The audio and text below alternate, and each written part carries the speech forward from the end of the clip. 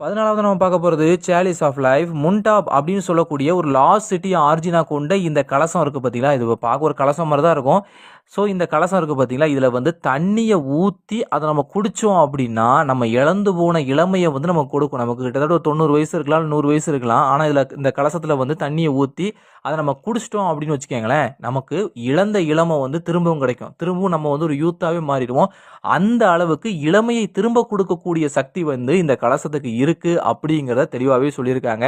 அதுவும் குறிப்பிட்டு இந்த தண்ணி தான் ஊத்தி குடிக்கணும்ங்கிறது கிடையாது. எந்த தண்ணிய வேணாலும் குடிக்கலாம். அதாவது இந்த கலசம் வந்து நம்மள ஒரு இம்மார்ட்டலா மாத்துது. அதாவது சாவே இல்லாத பல ஆயிரம் வருஷங்களுக்கு வாழக்கூடிய ஒரு கேரக்டரா நம்மள வந்து மாத்தி விட்டுரும். ஆனா இதுல ஒரு பிரச்சனையும் இருக்கு. அது என்ன அப்படின்னு பாத்தீங்கன்னா, நீங்க ஒரு தடவை குடிச்சு உங்களுக்கு இளம வந்துருச்சு அப்படின்னா, நீங்க ரெகுலரா அதுல குடிச்சுக்கிட்டே இருக்கணும். ஒரு டெய்லி அதை குடிச்சுக்கிட்டே இருக்கும். அப்படி இல்ல அப்படின்னா திரும்பவும் உங்களுக்கு வயசாகி நீங்க இறந்து போறதுக்கு அதிகமான வாய்ப்பு இருக்கு.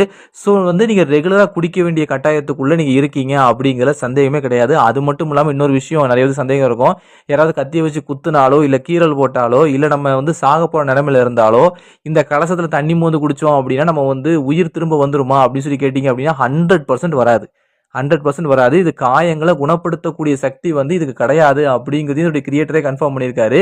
இது ஜஸ்ட் உங்களுடைய இளமைய உங்களுக்கு திரும்ப கொடுக்குமே தவிர, உங்களுடைய சாவ தடுத்து நிறுத்துற சக்தியோ, இல்ல வேற ஏதாவது இந்த குதிரை மந்திரக்கல் மாரி எல்லாத்தையும் சரி செய்யக்கூடிய பவர் வந்து இதுக்கு இல்ல அப்படிங்கிறத இதன் மூலமா தெளிவா நான் வந்து சொல்லிக்கிறேன்.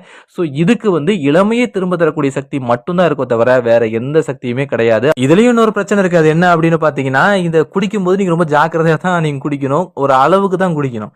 நீங்க வந்து அந்த அளவை மீறி குடிச்சிட்டீங்க அப்படின்னா, நீங்க ரொம்ப இளமையாகி குழந்தையாவே மாறிடுவீங்க.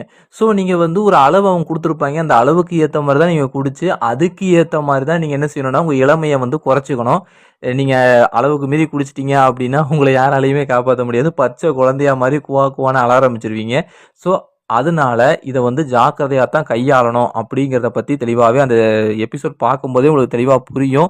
அத வில்லன் குரூப் என்ன செஞ்சுருவாங்கன்னா 2 பேரும் சேர்ந்து நல்லா குடிச்சுப்புடுவாய்ங்க. கடைசியில என்ன ஆயிரும் அப்படின்னு பார்த்தீங்கன்னா, சின்ன பசங்களா மாறிடுவாங்க. ரொம்ப சின்ன பசங்களா மாறிடுவாங்க. நான் ரொம்பவே இளமையாயிட்டோம் போல, அவசரப்பட்டனோ அப்படிங்கிற மாரி தான் அந்த எபிசோடயே முடிச்சு வச்சிருப்பாங்க.